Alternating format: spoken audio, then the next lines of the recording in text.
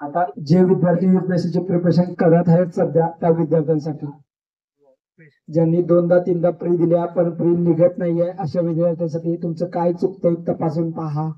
थोडं अनालिसिस करा. एक वर्ष गॅप हवा असेल तर एक वर्ष गॅप घ्या. 2 अटेम्प्ट दिल्यानंतर स्वतःला स्वतःची लायकी समजत्या की आपण क्रॅक करू शकतोय का नाही. त्या लायकीनुसार तुम्ही स्वतः, मी थोडं खूप स्ट्रॉंग वर्ड्स वापरतोय पण ठीक आहे, ही माझी जबाबदारी आहे.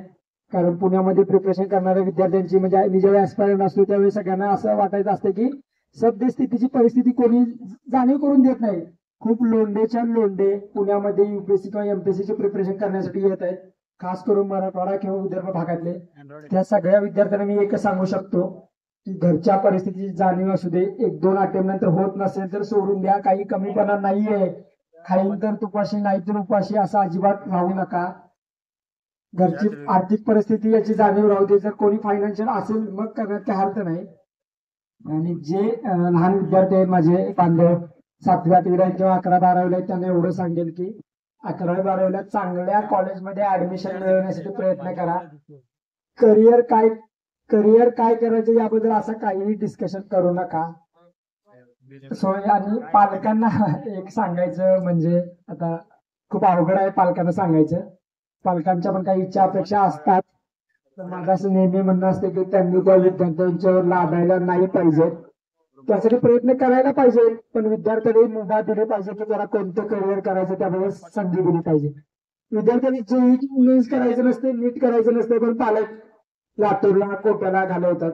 काय पॉईंट नाहीये. विद्यार्थ्याला जे करायचं ते करू द्या.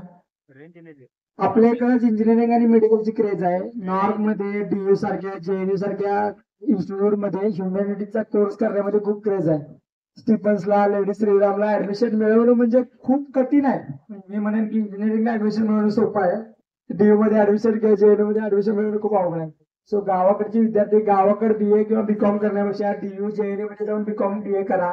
नक्कीच एक व्यक्ती म्हणून तयार होत्या. आणि युपीएससी मध्ये सक्सेस मिळवणं चांगलं आहे.